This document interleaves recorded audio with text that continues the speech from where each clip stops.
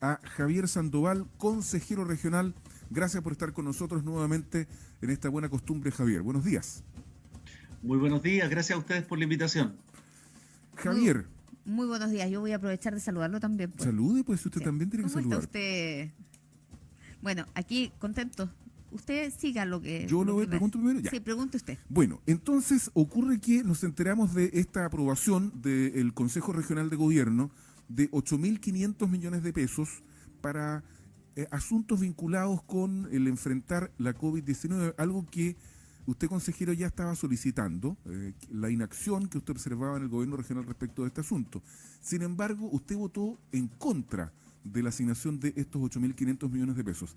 Antes que nos cuente el porqué de su votación en contra, nos gustaría si usted brevemente nos pudiera explicar en qué se destinaron los fondos de la aprobación de los recursos del año pasado, esos que se demoraron tanto en ejecutarse.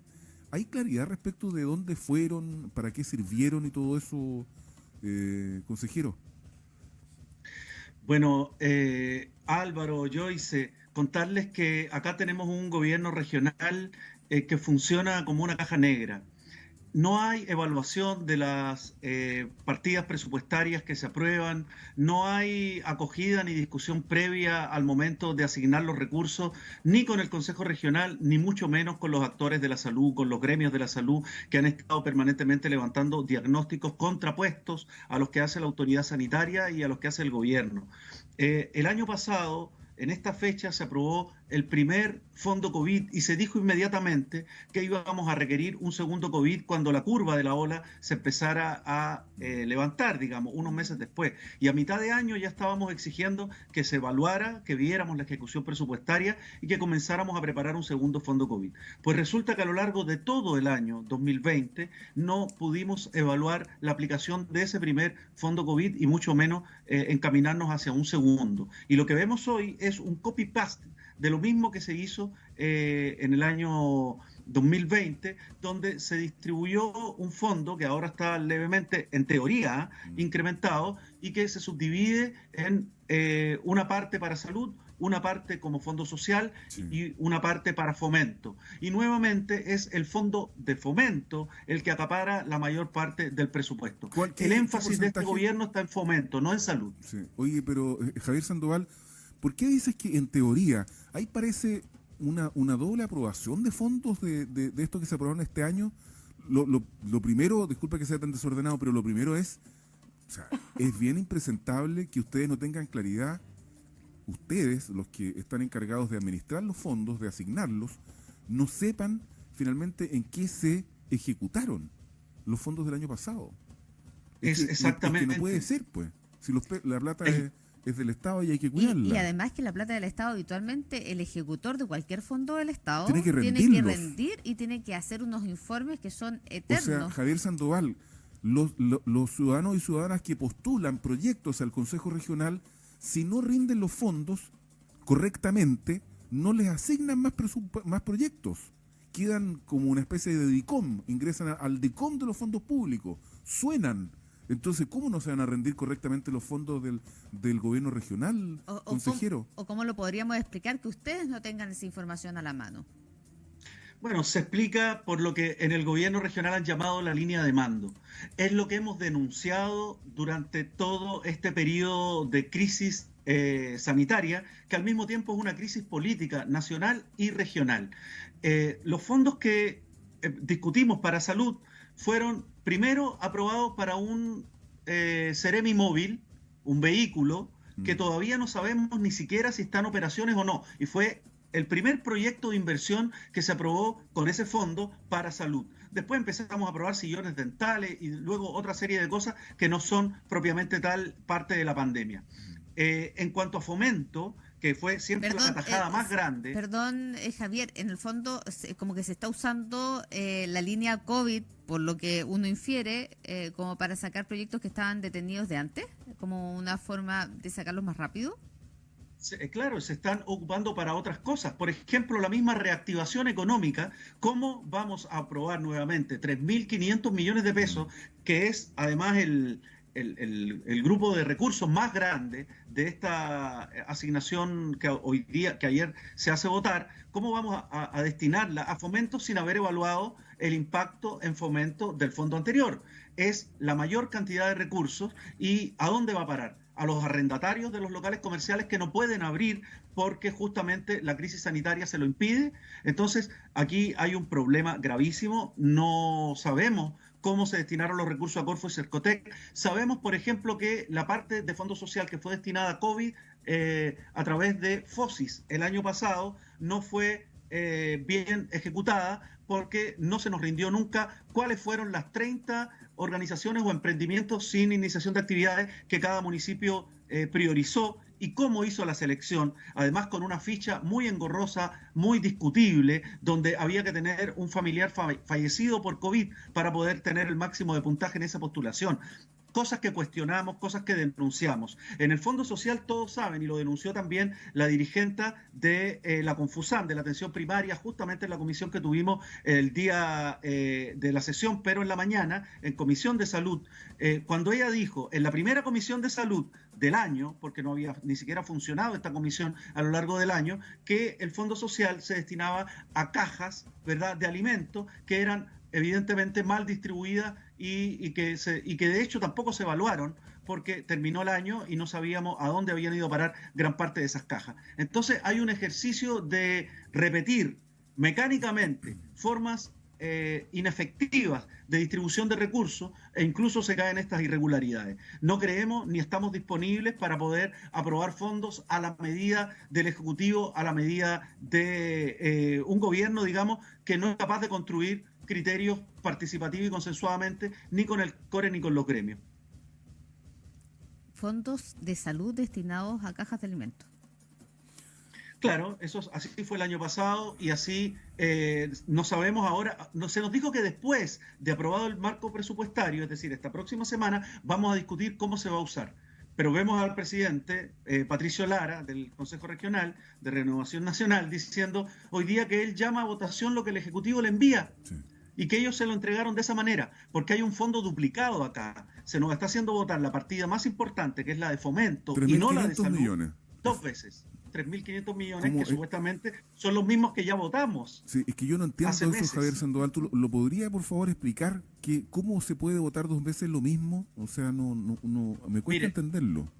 Yo lo solicité que se nos explicara. Solicité al Ejecutivo, quien estaba presente, en este caso en la sesión de ayer, solicité a nuestro secretario, solicité al presidente, y simplemente lo que uno dice, como uno tiene derecho a la palabra una sola vez y ahora implementaron un mecanismo para silenciar las intervenciones, no se contesta, siguen de largo y simplemente llaman a votación, sin aclarar realmente por qué estamos votando 2 veces los mismos 3.500 millones de pesos, lo que a mi modo de ver da cuenta de una intencionalidad de inflar la cifra, lo cual genera falsas expectativas en las personas, en la población que va a estar esperando un fondo que no es de 8.500, ni mucho menos de 12.000, sino que es de 5.000 lo que realmente se estaba aprobando. O sea, ese es un problema de inoperancia y lo denunciamos en la Contraloría, nos parece una irregularidad.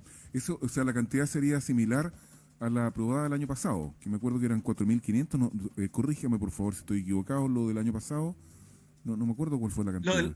Lo del año pasado fueron un fondo de 7.500 entre los 3 fondos. Okay. Hoy día está incrementado, en teoría, insisto, a 9.000, pero no está efectivamente incrementado lo que votamos ayer, porque hay que restarle los 3.500 que ya habíamos aprobado. Entonces los pusieron acá para que se notara más abultado, pero eran fondos que ya habían sido destinados a fomento meses atrás. O sea, lo que estamos aprobando ayer es menos que lo que se aprobó el año pasado, solo 5.000. Y nosotros exigimos que esos 5.000 se destinaran íntegramente a salud y eso no se acogió. Se va a subdividir en salud y social, o sea, un poquitito, unas migajitas para los hospitales y para la atención primaria y otras migajas para cajas de alimentos o algún destino por el estilo, donde nosotros además vamos a esforzarnos por tratar de reorientar ese fondo íntegramente a salud y además que existan fondos complementarios para educación, para conectividad de los estudiantes, porque hoy día la brecha digital realmente no la está cubriendo ni se está haciendo cargo ni el ministro de Salud, ni el Seremi de Salud, ni el COE. Javier, ¿y es posible, Ni el de educación tampoco. existe en el reglamento o en la forma de funcionamiento del CORE la posibilidad de hacer este redestinar estos fondos, o ya, que como dicen, quedan según lo que se votó en la última sesión? Lo que se votó en la última sesión es que solamente 3.000 millones de pesos van a salud. No van 5.000, que es lo que se incrementó, ni mucho menos van 8.000, que es lo que salió en la prensa. Solo 3.000 van a salud. Eso es de acuerdo a lo que votamos ayer. ¿Y ustedes Pero estamos van a viendo poder... Contraloría a partir de la irregularidad que detectamos. ¿Y ustedes van a poder ahí decir cuáles son las áreas de la salud las que deberían ser priorizadas, o cuáles podrían ser incluso exclusivamente las que reciban estos votos? Entiendo que no, porque es abierto, no está definido. No permite la... Porque las partidas generalmente... Sí. A ver, perdón, Javier Sandoval. Es que en este caso es un marco presupuestario cuyos proyectos todavía no están definidos. Entonces, los 3.000 millones de pesos que van a salud, el Ejecutivo todavía no ha determinado cuáles van a ser los proyectos que van a ser financiados, y lo que nosotros exigimos el año pasado y lo que aparentemente esta vez se nos dijo que se va a hacer es que se nos va a escuchar para poder llenar de proyectos y de prioridades esos 3.000 millones de pesos. No se fue explícito en que esto se vaya a discutir con los gremios, pero hemos escuchado ya las prioridades de los gremios y las hemos planteado, y ahí esperamos por lo menos en esos 3.000 millones de pesos poder tener incidencia para que sean destinados a las necesidades que han detectado y exigido los trabajadores y trabajadoras de la salud, que tienen que ver con su traslado y movilidad, que tienen que ver con sus incentivos, con la capacidad de duplicar, ¿verdad?, la cantidad de trabajadores que hay, que ayer en Talcahuano, en Los Cerros, me denunciaban que de 20 funcionarios están trabajando con 10, haciendo el doble de trabajo, no se les permite pedir licencia, están en condiciones realmente de colapso, sin recibir ninguna ayuda. Hacia allá hay que dirigir esos 3.000, así como también a la compra de ambulancias, que es algo que está desde hace mucho tiempo reclamándose por las provincias de Arauco y Biobío, que para nosotros tiene que ser el eje, pero sucede que son solo 3.000. Entonces, debieron ser a lo menos los 5.000 que votamos, y aún así sería poco. Entonces, eso es lo que estamos denunciando, porque al mismo tiempo que se aprueba un presupuesto inferior al que se aprobó el año pasado, tenemos el incremento que a nuestro juicio es inducido por parte del gobierno, porque al mismo tiempo que vacuna, ha generado esta situación de los permisos de vacaciones, que hasta el 2 de marzo la comisaría virtual ya había entregado un total de 4 millones de permisos de vacaciones. Entonces nosotros pensamos de que todo eso está orquestado en función de permitir que y cruzarse de brazos para que la pandemia se siga propagando, incluso para suspender los procesos electorales, como estamos viendo en este momento. Consideramos de que esa es una medida que lamentablemente el gobierno sí puede controlar. No puede controlar detener los contagios, pero sí puede permitir que los contagios se sigan propagando. Y eso es lo que lamentablemente han sido incapaces de predecir, a pesar de todos los recursos, a pesar de todos los epidemiólogos, los departamentos, los especialistas con que cuentan. Y por eso consideramos que el gobierno es responsable de la situación que estamos viviendo, directamente. Sí, Javier Sandoval, se nos fue el tiempo. Me gustaría dedicarle los últimos segundos a las pymes, que nos escuchan bastante. La cantidad destinada a fomento se canaliza a través de Corfo, Cercotec y ese tipo de organizaciones, ¿verdad? Entonces hay que presentar proyectos, son fondos concursables, por lo tanto son de lenta ejecución. No existe una forma de que, yo entiendo que hay un marco regulatorio que hay que respetar, digamos, pero una forma de canalizar recursos de asignación más directa, porque lo que la gente necesita es hoy. Esta cuestión la venimos diciendo del año pasado, digamos. Todo el mundo dice, necesito ayuda hoy, que me ayuden ahora, no en 3, 4, 5 meses más. Ejecutar un proyecto, como dice mi tía Laura, en broma, como un año más o menos. Entre que uno lo presenta, se evalúa, se transfieren los recursos. ¿No se puede más rápido, Javier, consejero? Siempre se podría más rápido. En una situación de pandemia, con calamidad pública, con una ley que tenemos de catástrofe, se podría perfectamente todo. Sin embargo, el gobierno no ha usado estas herramientas. Fíjense que ni siquiera en términos de conectividad, en términos de cambiarle las bases de licitación a las empresas que proveen los servicios de Internet, se ha podido hacer nada, y viene el Seremi de Educación, y mientras ahora el ministro de Educación nos dice que el 53% o el 51% de los establecimientos ya están en modalidad presencial o mixta, porque eso es lo que quieren, mantener el negocio de la educación funcionando, en lugar de hacer uso de las herramientas legales con que se cuentan, y sin embargo utilizan esas mismas herramientas para tener a la gente comprando en delivery o encerradas en sus casas, angustiadas, y después echarle la culpa a la gente, que es lo que hemos visto que hace el intendente Patricio Kuhn en los diarios, incluso esta misma mañana, sin hacerse cargo en lo más mínimo. Por eso nosotros planteamos, aquí estamos frente a un gobierno asesino, que ha manipulado las cifras, un presidente ilegítimo, y eso se expresa cabalmente en el gobierno regional, que le hace el juego, le hace la orquesta a este tipo de política sanitaria, y no es capaz de mover ni siquiera esos fondos que usted mencionaba, Álvaro, que son los de las organizaciones que inmediatamente los castigan cuando falta una boleta, y que nosotros hemos pedido que por lo menos se flexibilicen para que puedan comprar tarjetas de conexión, y ni siquiera eso ha sido capaz de hacer este gobierno regional, y otros gobiernos regionales como el del área metropolitana sí lo hicieron. Entonces aquí hay un problema de fondo. Para unas cosas es precavido, para suspender elecciones, para detener y para mantener a la gente, digamos, en sus casas sin ninguna garantía sanitaria, pero para dar permisos de vacaciones, que como digo son de una cifra escandalosa, para abrir la frontera, son absolutamente relajados. Esa es la contradicción que a nosotros nos parece inaceptable, impresentable, y por eso esperamos que pronto termine este gobierno y que hayan nuevas autoridades y que esto no se siga alargando, porque es una agonía a la que no podemos seguir expuestos. Javier Sandoval, consejero regional con una visión muy crítica de la gestión del gobierno regional y también nacional, ha estado en buena costumbre. Muchas gracias, Javier, y que tengas un buen día. Gracias por la entrevista. Buenos días. Muchas gracias, Álvaro. Muchas gracias, Joyce.